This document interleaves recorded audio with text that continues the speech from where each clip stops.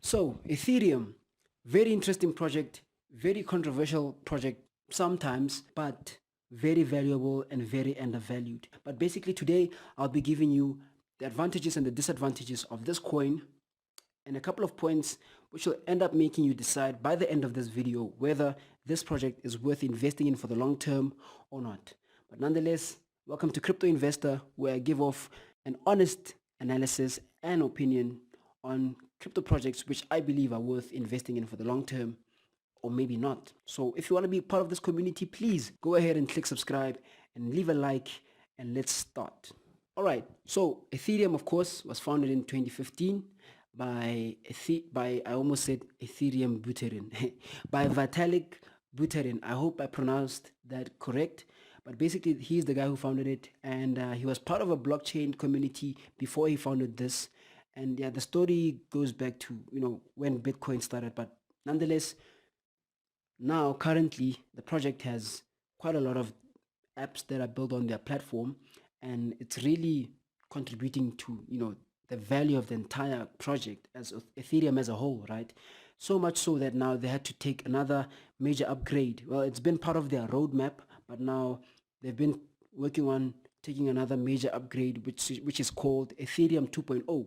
And this upgrade is about basically containing smart contracts and more dApps, right? So smart contracts, for those of you that don't know, it's just basically where they allow transactions to take place when certain conditions are met. Maybe let's take pizza, for example. For example, only pay Mike $10 when my pizza is delivered into my apartment, something like that, right? Then maybe some kind of machine will then open up, and then of course Mike will receive his $10. That's just an example, right?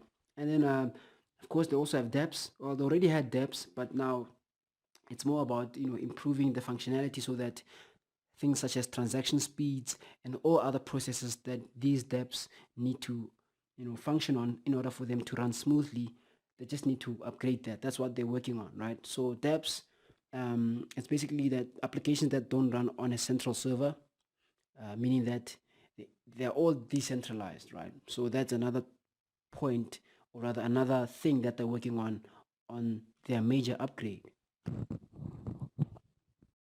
And then something that's very important is that there actually isn't any sort of like cap on how much ether can exist, right?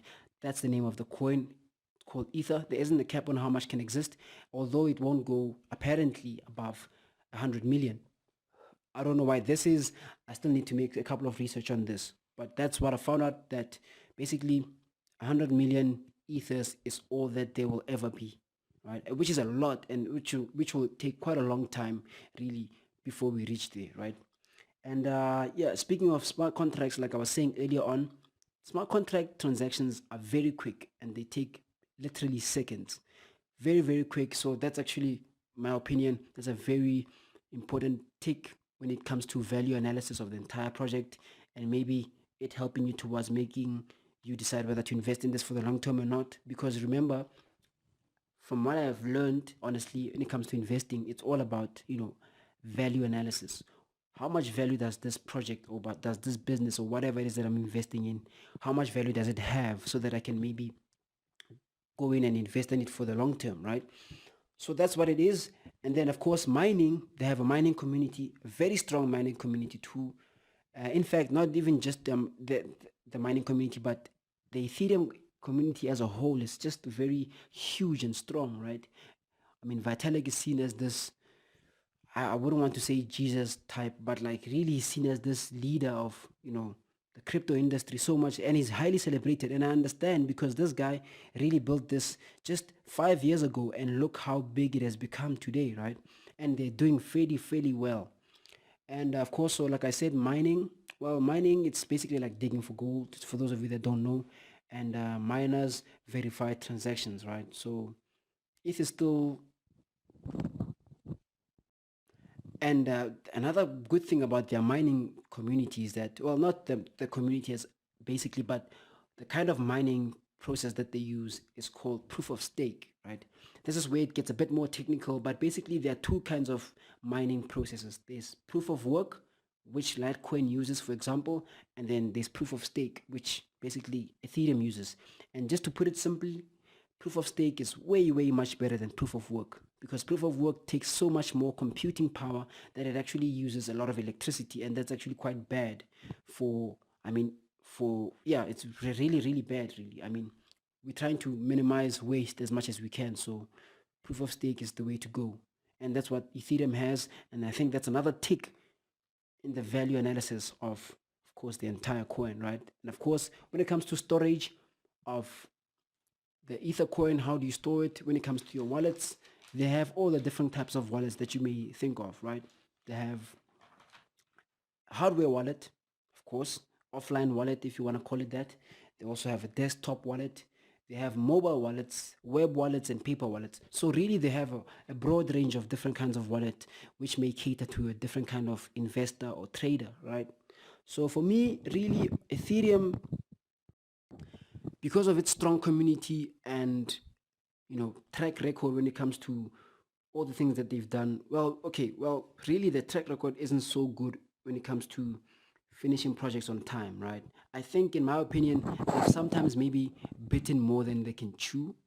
But again, looking at the strong foundation of the community says a lot about how far this could go. Because I mean, I don't know if you guys know that there's this African proverb that says, if you want to go fast, go alone, but if you want to go far, go together, right?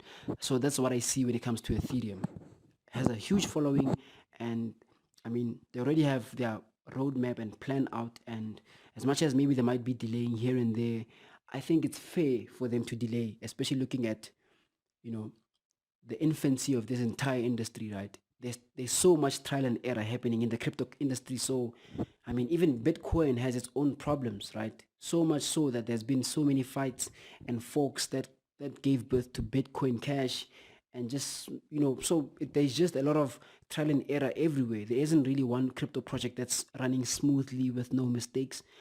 And yeah, so for me, Ethereum is still, it's definitely one coin that I'm definitely that I'm definitely investing in, and that's worth investing in for the long term. I don't know what you guys think. Do you maybe feel the same way, or do you feel like maybe there's just too many unkept promises because of the postponing of the upgrades and stuff like that? But I mean, think about it, guys. Look at the strong community. Look at the amount of dApps that are built on the platform. I think it's really something worth at least putting in a bit of your money, a bit of the money that you can afford to lose in, right? But also maybe even investing in Ethereum by building a dApp itself. Like I always encourage people on this channel, that if you want to contribute to the crypto industry, don't just look into buying coins and holding them and sitting back and watching. If you actually want to contribute, maybe start an educational program, or in fact build some kind of application on top of any of these platforms, because that way it encourages more and more users to come and actually, of course, make use of cryptocurrencies, right? And accelerate adoption of cryptocurrencies. So yeah, that's just my opinion on this. A very quick review on why I think I would definitely invest in it. What do you say? Do you feel the same way maybe, or do you feel like there's just too many things not happening here? Please let me know in the comments, and of course, please leave a like if you like this video. If you didn't, I would honestly appreciate it if you leave a dislike, so that then I'll look into how I can further improve this channel, because at the end of the day, it's a community for investment people, or people that are investing in cryptocurrencies. And yeah, also, if you have any coin that you feel like you want me to review, look into, leave it in the comments, and I'll do my research on the coin. I'll see, and then maybe I'll feature it in one of the episodes. But nonetheless, I'm out.